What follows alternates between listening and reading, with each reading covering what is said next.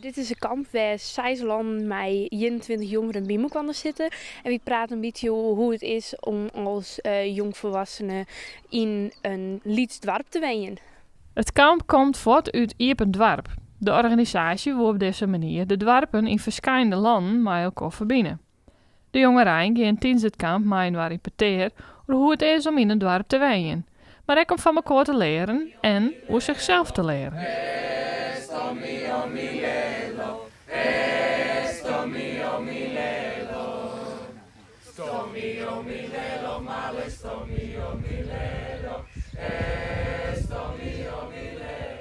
We zijn bezig met uw eigen stem een beetje te vinden.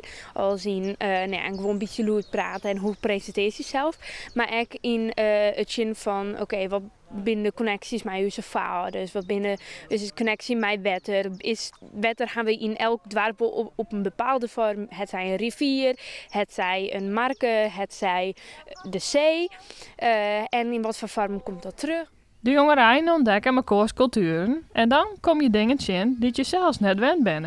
The first thing that I noticed, which was the biggest thing, was that you guys don't have like a big lunch and in Lithuania we do.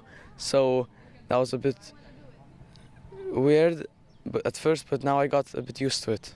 There's like language, then certain cultural things like putting sprinkles on everything. Yeah, the food is also really different, but that's also maybe because of like the earth and everything else. Yeah, then there's just like the normal, the nature of people. Like there's so many blonde children running around. That's very unfamiliar to me. Maar er binnen ook een prutte overeenkomsten. The biggest similarity is just like the importance of family and how close together everybody is. Like everybody knows everyone. The whole village raises every single child. Like that's really familiar in that way.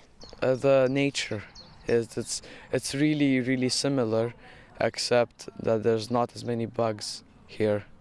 Het kamp is een mooie levensondervinding dat voor de verhelling vetbaar is.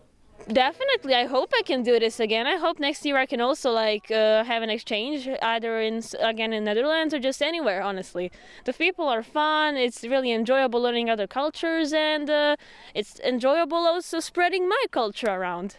De mooiste momenten gaan de jongeren vertellen tijdens een speciale bijeenkomst. Tonsje, zo'n juli om 8 uur op een Mariahoeve, dat is hier in Boedenveld, gaan we dat presenteren. Dus kom vooral, zoek zitten.